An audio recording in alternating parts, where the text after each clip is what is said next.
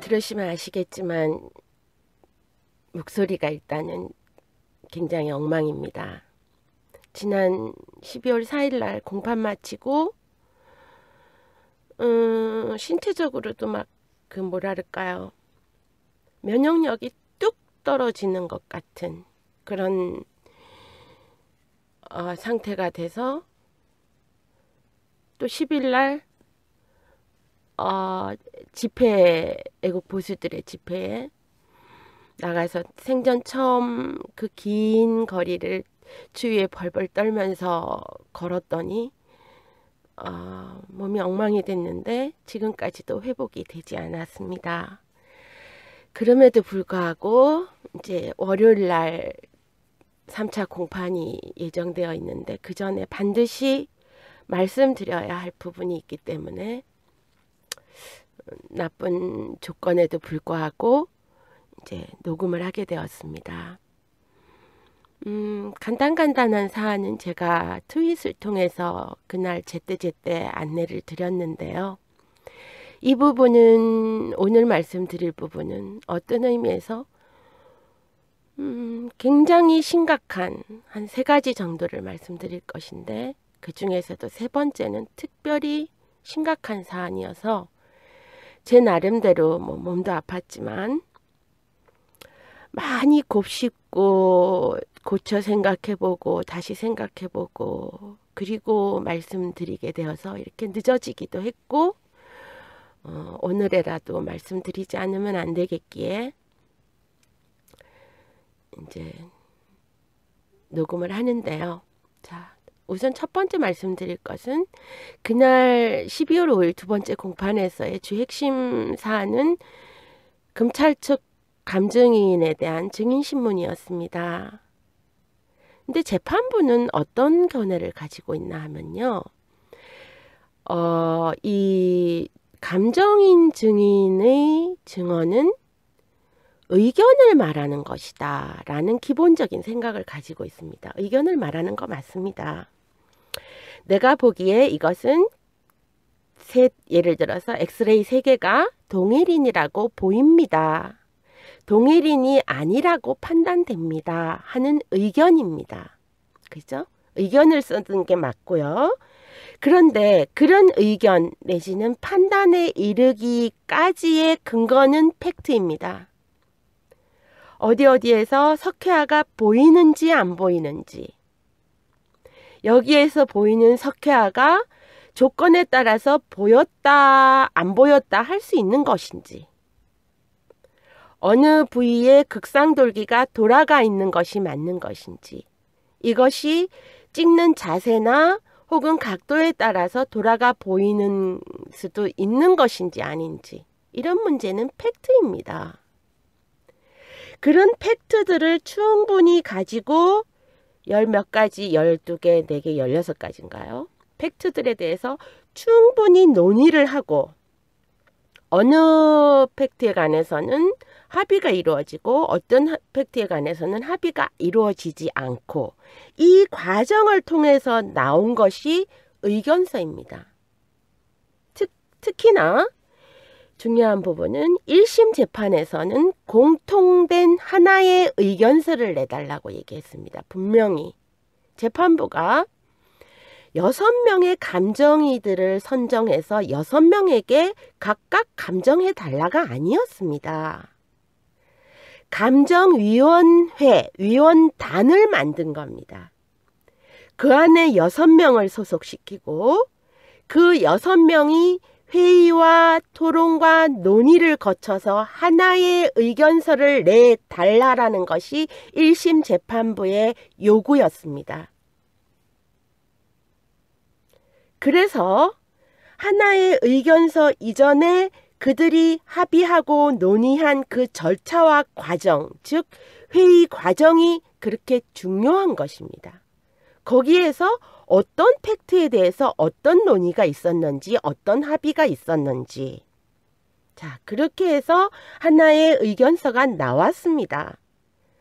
감정인 대표에 의해서 작성된, 자, 여기까지가 재판부가 요구한 것입니다. 그런데 어느 순간 그 의견서를 내는 것을 이 검찰 측 감정인들이 반대한 것입니다. 그래서 이 감정인 대표가 그러면 이 의견서에서 동의하지 않는 부분, 어떤 부분이 있는지 말을 해주면 그걸 고치든지 수정하든지 삽입을 하겠다라는 제안도 있었던 것으로 압니다. 그럼에도 불구하고 뭐 감정인 대표가 마음대로 한다는 둥 이러저러 하면서 그 재판장님 말고 주심 판사에게 개인적으로 통화를 해서 각각의 감정서 6개를 낸 것입니다. 자, 재판부가 요구한 것은 논의와 합의를 거쳐서 합의된 의견 하나. 자, 16가지였던 것으로 기억하는데요. 이것 중에서 뭐뭐뭐는 합의가 되었고 뭐뭐뭐는 의견 일치를 못 받고 등등 기록하고, 그러므로 이것은 이렇게 볼 수 있다, 이렇게 볼 수 없다라는 의견을 내달라 그랬는데, 감정위원회에 소속되어 있는 일부 감정위원들이 주심 판사에게 별도로 전화를 해서 각각의 의견서를 내는 걸로 뒷바꾼 것입니다. 자, 재판은 법정에서 하는 것이지 법정 뒤에서 밀실에서 하는 것이 아닙니다. 자, 이런 감정서, 각각의 감정서를 냈던 감정위원 중에 한 사람이 거기 와서 그날 증언을 했습니다. 감정인 증언. 그런데 재판부는 계속해서 그것이 의견이라고 얘기합니다. 무슨 이게 지금 의견 조사하는 겁니까? 아닙니다. 그 사람들이 어떤 팩트를 토대로 해서 어떤 의견을 내게 됐는지를 검증하기 위해서 하는 게 감정인 신문입니다. 심지어 그날 방청석에서 그 증인의, 그 감정인의 증언을 듣고 있던 변호인 측 감정인 한 분은 재판이 끝나고 나서 재판장에게 말씀드렸습니다. 저분이 저렇게 감정을 하시는데, 저분은 모대학의 교수로 계시는데 교수직을 계속 할 수 있을지 정말 걱정이 됩니다. 라고 말씀드렸습니다. 그리고 그분이 스스로 대질신문을 시켜주십시오 했습니다. 그런데 앞서도 제가 트윗으로도 말씀드렸듯이 대질신문은 끝내 불허했습니다. 왜? 감정인 의견이기 때문에, 현장 목격 증인들이 아니기 때문에 안 된다. 천만에요. 현장 목격 증인 그 이상의 더 강력한 현장 목격 증인들이 어디 있습니까? 두 사람이 같은 현장에 있었고 같이 논의했고 돌아서서 나와서 다른 소리를 하고 있는 겁니다. 그런데 어째서 현장 목격 증인조차도 아니라는 말인지 저는 재판부의 이러한 판단에 대해서 정말 이해할 수가 없었습니다. 자, 다음 문제로요. 박주신 증인의 그 신체 감정 기관에 대한 문제입니다. 저는 이 문제에 관해서는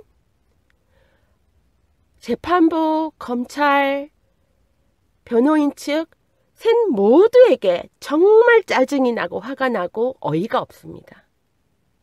자, 우리가 이 재판에 오기까지는 미친 짓 하려고 온 게 아닙니다. 박주신 불러서 신체 검증하기 위해서 왔습니다. 그런데 이 3자 동일 공이 박주신은 안 올 것이다 라는 것에 낙점을 주고 있습니다. 좀 비유가 어떨지 모르겠습니다만 이런 패배주의적인 시각을 가지고 있는 이 재판을 할 이유가 없습니다. 뭐하러요? 무죄 받으려고요? 전 무죄 받으려고 했으면 100번 무죄 받았습니다. 우리 1심에서 어떻게 했나요? 박주신이 아니다라는 사실을 입증하기 위해서만 99%를 썼습니다. 한 번도 내가 무죄입니다를 증명하기 위해서 단 하나의 증거도 저는 낸 바가 없습니다. 왜? 무죄 받기 위한 것이 아니니까. 무죄 받으면 거기서 끝나니까요.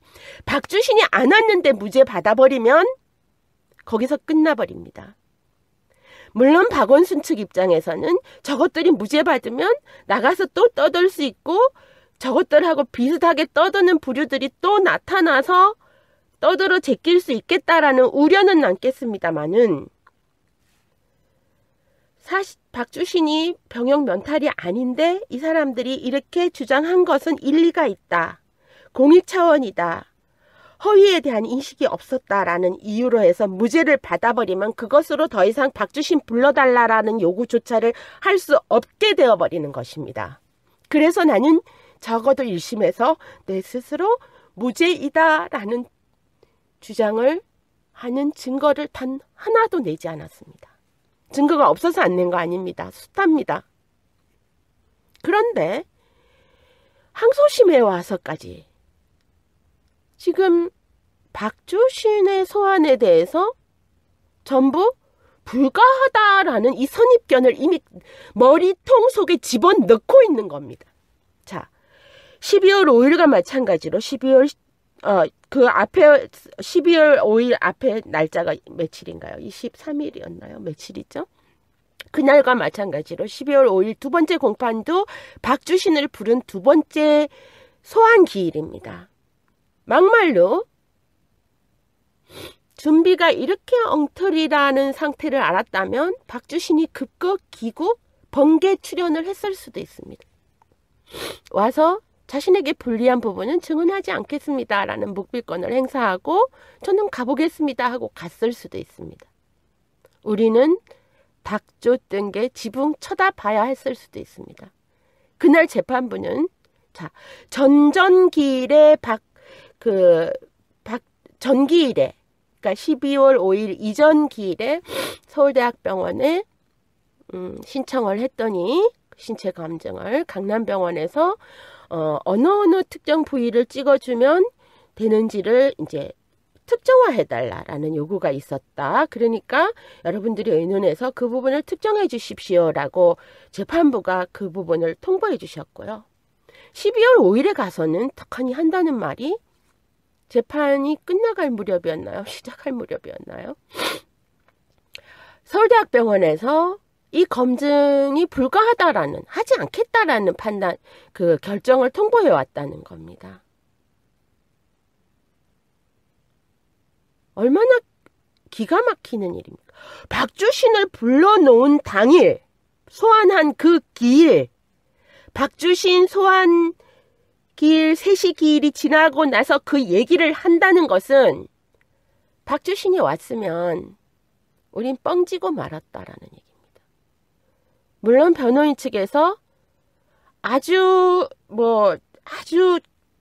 느슨한 형태라 그러나요? 뭐라 그러나요? 그거를 대충의 형태라 그러나요? 뭐 다른 카드는 준비를 하고 있었을 것입니다. 그러나 이 사안이 대충 어디로 그냥 헐레벌떡 뛰어가서 헐레벌떡 마크를 붙이면 된다라는 변명은 있겠지만 대충 그렇게 해치울 사안이 아닙니다. 이 사건 때문에 고통받은 수십 명, 수백 명의 당사자들이 있고 이 사건으로 인해서 스트레스 받고 있는 수백만 국민들이 있습니다. 그런데 당일 그 소환기일 당일날 서울대병원에서 검증해주지 않겠다라는 불가 통보가 왔다라는 사실을 법정에서 알려주는 최소한 며칠 전에라도 변호인단을 통해서 이런 통보가 왔으니까 별도로 검증 방법을 안 준비하십시오도 아니고 그 자리에서 이런 무책임한 재판부의 행동은 박주신은 결국 오지 않을 것이다 라는 판단이 서 있기 때문에 이런 행동을 할 수 있다고 봅니다. 얼마나 위험천만하고 무책임한 재판을 지금 받고 있는지 상상할 수가 없습니다. 거기에 지금까지 검찰의 업무 방기, 직무 방기로 인해서 이 사태까지 빚어졌음에도 불구하고 검찰도 검찰이 왜 검증기관을 못 찾습니까? 법원이 왜 명령하지 못합니까? 아니, 남의 병원 뒤져서 압수수색하라는 명령은 할 수 있고 그 병원에서 이 사안을 검증하라는 명령은 못 한다고요. 저는 그렇게 보지 않습니다. 그리고 법원에 공식 요청이 있으면 들어주는 병원이 들어야 한다는 것도 어떤 의미에서 상식적인 얘기입니다. 뭐 성심병원에도 얘기해봤더니 협조하지 않겠다. 서울대학병원도 협조하지 않겠다.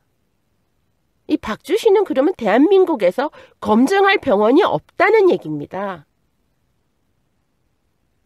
얼마나 우스운 상황입니까, 이게. 그래서 재판부가 변호인 측이 알아서 하십시오. 알아서 검증 기관을 찾아보십시오. 네, 알아서 하겠습니다. 뭘 어떻게 알아서 할 겁니까?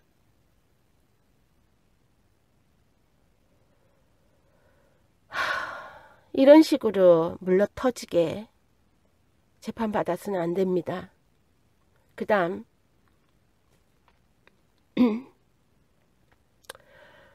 정말 중요한 사안이고 어이없는 사안이고 한탄할 사안인데요.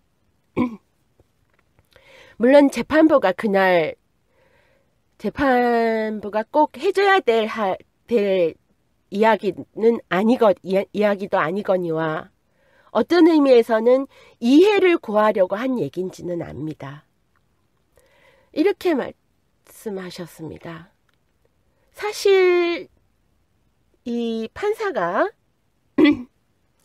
박주신을 소환할 수 있는 뭐랄까요? 증인 출석을 시키는데 그다지 많은 권한이 없다라고 말씀을 하셨습니다. 뭐 고백이라고까지 하기보다는 그게 현실이다라는 말씀을 해주신 겁니다. 그저 판사가 할 수 있는 일은 소환장을 발부하고 소환장을 발부해도 안 오면 과태료를 부과하거나 혹은 구인영장을 발부하는 것이 판사가 할 수 있는 모든 것이다. 자, 그러면서 동시에 그 재판장님께서는 내가 20년이라 그랬죠. 20년 가까이 판사 생활을 하면서 구인장 발부해서 증인을 구인한 사례가 한 번도 없었다. 저는 이 말씀은 굉장히 위험천만한 말씀이라고 생각합니다. 대한민국의 재판에서 출석 요구 받고 있는 증인들이 20년 판사하신 분도 구인장 발부해서 우리를 잡아가지는 않는구나. 피해 다니면 되는구나. 라는 정도의 인식을 갖게 하는 법원이 얼마나 물러터졌고 책임감이 없고 재판을 엉성하게 하는지에 대한 하나의 마치 고백같이 들렸습니다. 제게는. 자, 우리가 1심 재판에서 왜 과태료를 부과하지 않느냐라고 네티즌들이 몇 번 비판하시는 걸 봤는데요.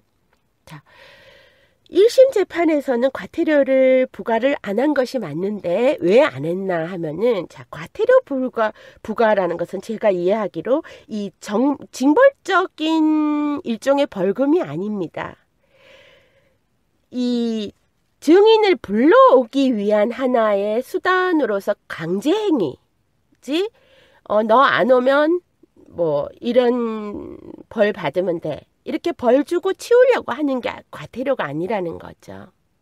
과태료로 압박을 해서 출석시키는 것이 목적이었기 때문에, 자, 1심 재판에서는 변호인 측이 충분히 박주신이 아니고 박주신의 병력 비리가 맞다라는 것을 입증했다라고 자신했기 때문에 그 재판부가 바뀌기 전에 판결을 받을 수 있도록 박주신 증인 신청을 철회한 것입니다. 따라서 더 이상 박주신 증인 신청을 안 할 바에야 과태료를 부과하는 것이 의미가 없다라는 판단에서 과태료 부과를 안 했습니다. 근데 우리가 1심에서 뒤통수를 딱 맞아보고 이것은 결국 박주신을 증인 소환해서 신체 검증을 하기 전까지는 절대로 결론이 날 수 없는 재판이다라는 사실하에 여기에서는 더 이상 박주신 증인 신청 철회를 할 이유가 없기 때문에 과태료를 신청하고 과태료를 부과하게 할 것입니다. 그러면 과태료를 부과하다 그래도 안 되면 구인장을 발부해야 되는데 판사님 말씀이 20년 동안 구인장 발부해서 단 한 명도 구인해본 사례가 없다. 와우. 미치는 거죠. 게다가 영국과 한국 간에 사법공조가 있다 하지만 그죠? 판사님 말씀이 자, 내가 구인장을 발부한다고 해서 영국 경찰들이 그것을 해주지 않는다. 즉 구인에 협조하지 않을 것이다. 이렇게 말씀하셨습니다. 미치고 환장하는 거죠. 왜 영국 경찰이 구인에 협조하지 않을까요? 그 사법공조의 그 내용 안에는 구체적인 항목들이 있습니다. 그죠? 그게 이제 피의자가 아니기 때문에 주요 참고인 증인이기 때문에 해주지 않는다라고 해석할 수도 있습니다. 그렇다면 다른 강제수단을 강구를 해야죠. 구인장을 영국에도 보내보고 검찰에 고발되어 있는 박주신의 고발 사건 1020명이던가요? 고발 사건을 피의자 수사를 해서 박주신을 이미 피의자 신분이긴 합니다. 피의자 신분으로 전환해서 피의자 송환 요구를 하든지. 그죠? 지난번 국정감사에서인가요? 정부 대질문에서 언어 의원님이신가요? 좀 이따 그 그림으로 보여드리겠습니다. 대법원에다 질의하셨잖아요. 박주신이 소환에 불응하면 강제성 있는 어떤 수단을 동원할 것인지에 대해서 논의가 되고 있느냐, 논의되어야 한다 라고 분명히 질의했습니다. 그리고 거기 법원 행정처장인가요? 답변도 했습니다. 그 증인이 와야 끝나는 재판이 있는데, 그리고 그 증인은 고발도 되어 있는데 구인장 발부해도 영국 경찰이 해주지 않습니다. 이 말 듣고 이 재판 계속 받아야 하나요?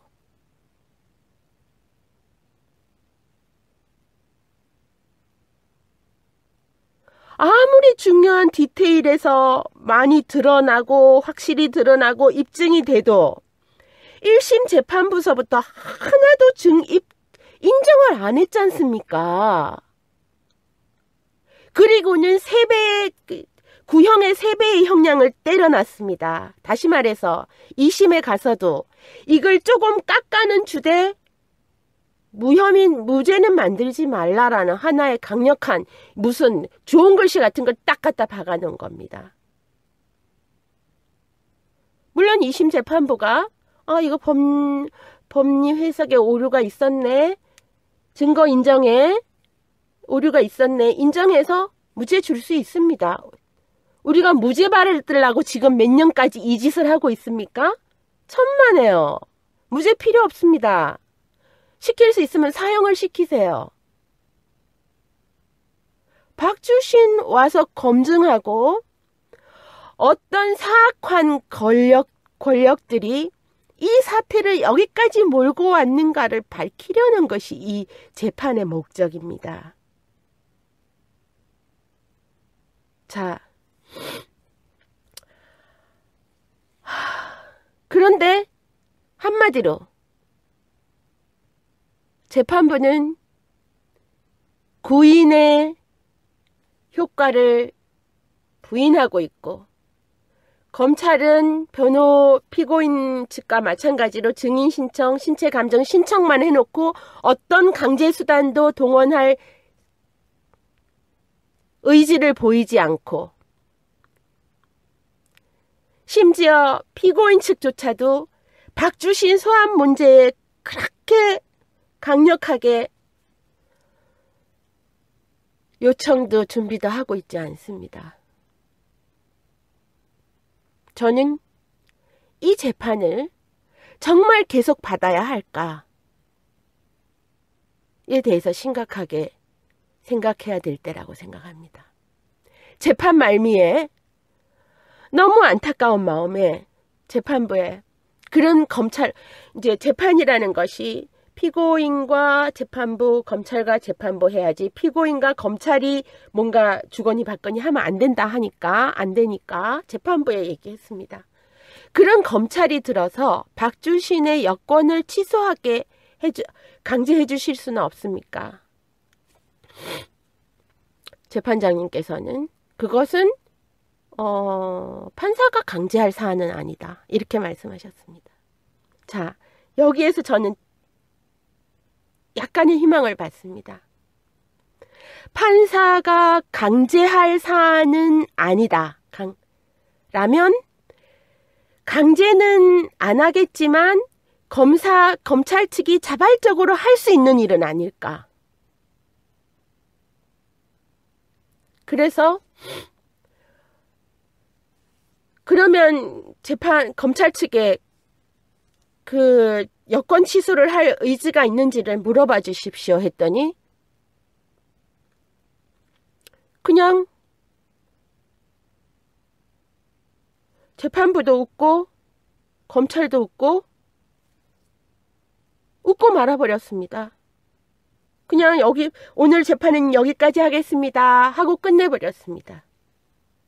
그래서 제가 판사님 퇴정하시는데도 불구하고 검사님한테 쫓아가서 물었습니다. 박주신 여권 취소할 수 있는 방법이 있지 않습니까? 하시겠습니까? 물었더니 그 여부장 검사님께서는 재판 관련해서 하세요, 이게 답이었습니다. 즉 지금 재판 끝났으니까 자기한테 말하지 말라는 얘기입니다. 이런 제기랄. 재판부에 얘기했더니 재판부는 강제할 사안이 아니라 하고, 그러면 검찰에 물어봐 주십시오 했더니 물어보지 않고 웃으며 퇴정하셨습니다. 검찰에 물어보니 재판 때 얘기하세요. 재판 때 다음에 또 얘기하면 판사님 그러시겠죠? 아직도 그 얘기하고 있습니까? 뭐 저 하나 병신되고 미운털 박히는 거는 아무 상관없습니다. 그래도 또 물어봐야 되겠죠? 지금 우리가 이 재판에 쏟고 있는 열정의 단 10%라도 박주신 소환의 열정을 쏟아야 됩니다. 박주신 소환을 강제할 수 있는 방법. 그래서 제가 다음에는 얼른 몸을 회복해서 박주신 1020명이 고발한 사건에 대해서 한번 녹음을 할 예정이기도 한데요. 지금 10%가 뭔가요? 이 재판의 절반은 박주신을 어떻게 하면 소환할 수 있을 것인가에 대해서 논의가 집중되어야 합니다. 그렇지 않으면 이 재판 받을 이유가 없습니다. 오늘 여기까지 하겠습니다. 불편한 목소리 들어주셔서 감사합니다.